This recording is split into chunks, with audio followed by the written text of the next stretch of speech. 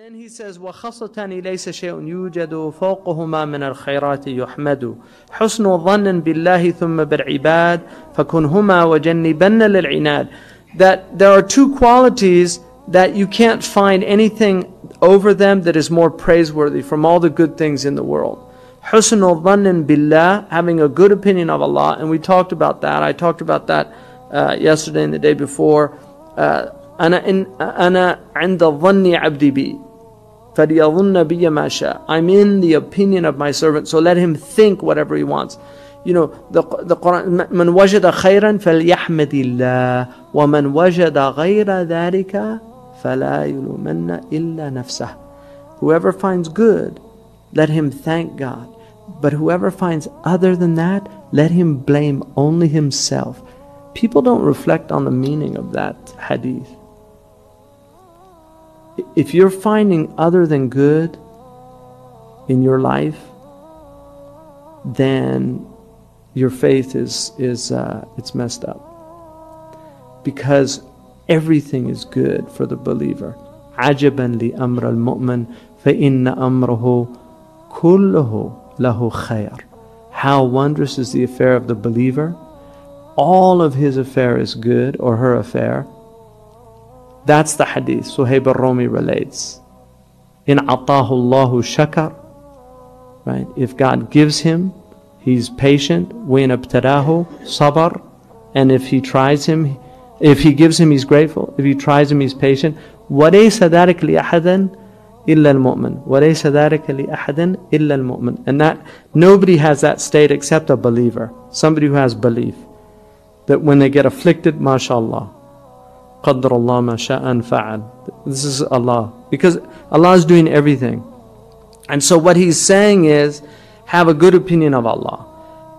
Have a good opinion of creation, because the creation, لَا يَتَحَرَّكُ إِلَّا بِإِرَادَةِ اللَّهِ أَقَامَ الْعِبَادِ فِي مَا أَرَادَ. That creation can't do anything except what Allah allows them to do. If they all either اسْتَمَعُوا, right? If all of them اسْتَمَعُوا لِيُصِيبُكَ, you know, and they want to harm you, and Allah didn't decree that they could harm you, you wouldn't be harmed. And if they all got together to help you and prevent something from afflicting you that Allah had decreed would afflict you, they can't do it. رُفِعَتِ الْأَقْلَامِ. You know, the pens have been lifted. The ink is dry. So anything that happens to you, it's good. You know, they say it's all good. Seriously, whoever started saying that somewhere, it's probably a Muslim in the ghettos of America. It's all good. Like they say in the hood. You know, it's all good. That's true. What they're saying, it's true. It's all good. Because for the believer, it is all good. And that's why the Prophet ﷺ said, if you find other than good, only blame yourself, because you're not seeing the good. It's your vision this doesn't mean and this is where, you know, our religion is a religion of intellect. It's not a dummies religion, despite Islam for dummies. You know, it's not a dummies religion. The Quran describes the people who understand as ulil absar, you know, ulil albab, you know, ulil nuha, people of intellect, people that have intelligence. People, this is a religion of intelligence. So it's important to understand that this doesn't mean, you know, as the tanks are rolling in and taking over your country, it's all good. You know, but when you resist nonetheless with that knowledge. So it doesn't mean you don't change what's out there. You don't change what's wrong in the world, because there are wrongs in the world that need to be righted. There's wars that need to be waged. There's things that need to be changed. That's all true. But your inward understanding is always rooted in this. It's either a tribulation from Allah or it's a blessing from Allah. It's one or the other. So injustice in the world is a tribulation from who? From Allah subhanahu wa ta'ala. It doesn't mean that those people who are doing it, perpetrating it, aren't responsible. They are, but it's Allah who's enabled them. Had Allah wanted, He would have stopped them. So if you don't have that knowledge, your tawheed is deficient. It's incorrect. And that's why you only have yourself to blame, because you haven't learned your religion. If you're seeing other than good, you haven't learned your religion. Because the Quran says, لِيَبْلُوَكُمْ. He's going to test you. وَجَعَلْنَا بَعْضُكُمْ لِبَعْضٍ فِتْنَةً. We made some of you a tribulation for others. أَتَصْبِرُونَ. Will you show forbearance? Will you be patient? Allah made some of you a tribulation for others. So your family could be your tribulation, right? It could be your tribulation. Your family, your mother, your father, your brothers, your sisters. They could be your tribulation. Will you show patience? Like the man came to the Prophet ﷺ and he said, Ya Rasulullah, عندي أخي أصيره يقطعني أعطيه يمنعني وواصره. Right? I give, he doesn't give me. I maintain my kinship bonds with me, he severs me. أحسن إليه يسيء إلي. I do good to him, he does wrong to me. And the Prophet ﷺ said, Allah is with you as long as you continue like that. In other words, you're the one that God's going to help, because you're doing the right thing, irrespective of what their response is. It doesn't matter. And that's why Muslims don't have a problem saying they're sorry. Because sometimes you'll do it just to rectify things. Because your ego is not so big that it's like, I'm not going to say, he has to say he's sorry. I'm not going to say I'm sorry. He's the one that's wrong. She's the one that's wrong. It's her fault. And that's just the cycle. It just goes on and on and on. And it's just, it's exhausting. Sometimes that's all it needs. You just say, you know what? I apologize if I did anything wrong. That's the way. And it's so interesting. You know, somebody in Morocco, one of the teachers there, he had this faqih. You know, he's a scholar of just outward knowledge, and he wasn't interested in tazkiyah and he said, you know, he said the end of your path, the beginning of our path is better than the end of your path. In other words, the end of outward knowledge, the beginning of this path is better than the end of your path. And he said, I don't believe that. He said, well, I'll show you. He said, come tomorrow after Asr and visit me.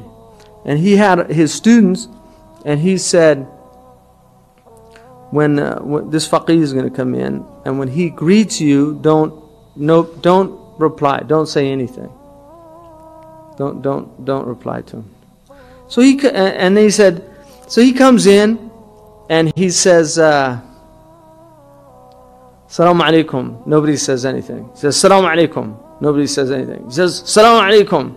Nobody says anything. He says, Antum juhal, you know, bunch of ignorant people. Did you know to say salam is mandub, but to respond to it is wajib? Didn't you know that? So the sheikh called him over, he sat him down, he said, listen. He said, I haven't, man. He just became a student last week. He's going to come in. I don't want you to say salam to him. I don't want anybody to say salam to him. I just want to show you something. So the man comes in. He says, Assalamu alaikum. Nobody says anything. He says, Assalamu alaikum. Nobody says anything. He says, Assalamu alaikum. Nobody says anything. He says, Astaghfirullah. Please forgive me. Did I offend anybody?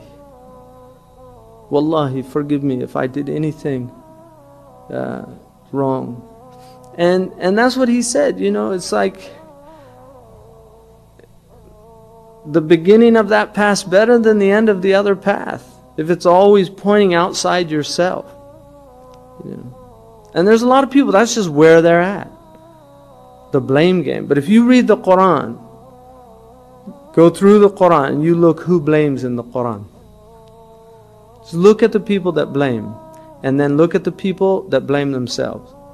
That's a good exercise. Go through the whole Quran and look at the people that blame others, and look at the people. Shaitan blames God. Bima aghwaytani. Shaitan's like literally blaming God.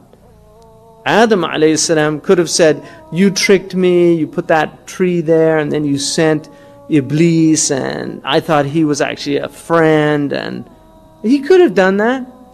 Really, if you think about it, he could have just, it's not fair what you did. That was the best tree in the whole place. That fruit looked better than any other fruit in the whole, he could have done that. But he wouldn't have been the Khalifa. He didn't. He said, I wronged myself. Yunus, same thing. When he's in the belly of the whale, you sent me to those ridiculous people. You know, in Nineveh, I tried, everything I did, they were so stupid. It was all their fault. I made it all clear. He could have said that. Really, if you think about it. Because there's lots of people, that's their response to the same type thing. But none of them do that.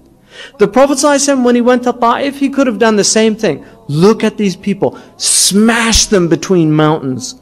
Look what they've done to your beloved. Ashku ilayka dha'fi. I complain to you my weakness. Wahawani ala nas. He didn't say ihanatan. I'm complaining to you their treatment of me. He said, I'm complaining to you wahawani ala nas. My insignificance. My insignificance. He didn't say their humiliation or their mistreatment. My insignificance. Hawani ala nas. He complained that he was so insignificant to them. وَقِلَّةَ حِيلَتِي. And that I have no strategy. I tried to do this. I thought coming here would help. I don't have anything left. That's what he said. إِلَى مَنْ تَكِلُنِي. Who are you going to send me to? إِلَى عَدُوٍ يَتَجَهَّمُنِي. To some enemy that treats me terribly. أو غريب لا يعرفوني, or some stranger that doesn't know who I am. إذا لم يكن سخطك علي فلا أبالي. As long as you're not upset with me, I don't mind. I don't mind. It's an amazing statement.